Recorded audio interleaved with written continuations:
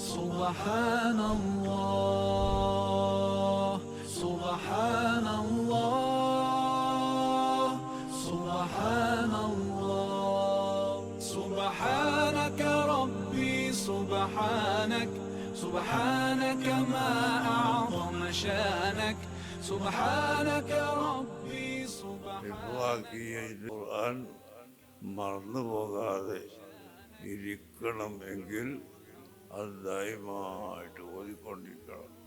ഒരു ദിവസം ഒരു ദിവസമോ 2 ദിവസമോ 30 ദിവസം കൊണ്ട് അല്ലെങ്കിൽ 15 ദിവസം കൊണ്ട് ഒരു ഖത്മ് തീർക്കുന്ന വിധത്തിൽ ഖുർആൻ ഓതിക്കൊണ്ടിരിക്കണം.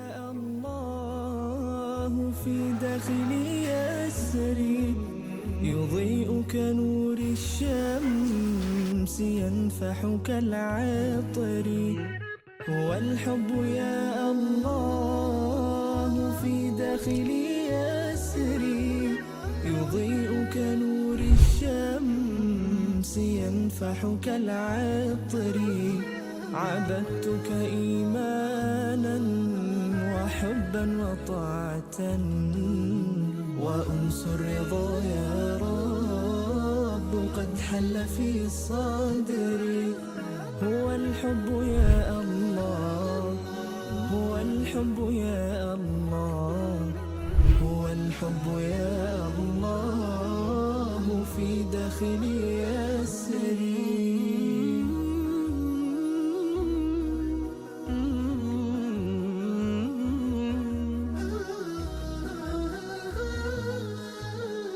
ലോകം മുഴുവനും ധർമ്മത്തെയും ന്യായത്തെയും ചവച്ചു തുപ്പിക്കൊണ്ടിരിക്കുന്ന ഒരു കാലഘട്ടത്തിൽ ഖുർആനിനോട് നിങ്ങൾ ബഹുമാനമുള്ളവരായി ജീവിച്ചാൽ നിശ്ചയമായും ഈ ഉമ്മത്ത് സത്യത്തിൻ്റെ ആളുകളായി മാറും.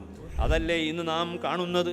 ലോകം മുഴുവനും ഇരുട്ടിലേക്ക് പോകുമ്പോഴും ജനങ്ങൾ മർക്കസിനെ സ്നേഹിക്കാനുള്ള കാരണം ഈ മർക്കസും ബഹുമാനപ്പെട്ട സുൽത്താൻ ഉലമയും എപ്പോഴും സപ്പോർട്ട് ചെയ്യുന്നത് അള്ളാഹുവിൻ്റെ ദീനിൻ്റെ വളർച്ചയ്ക്ക് എന്തൊക്കെ ചെയ്യാൻ കഴിയും, അതാണ് ഇവിടെ ആലോചന.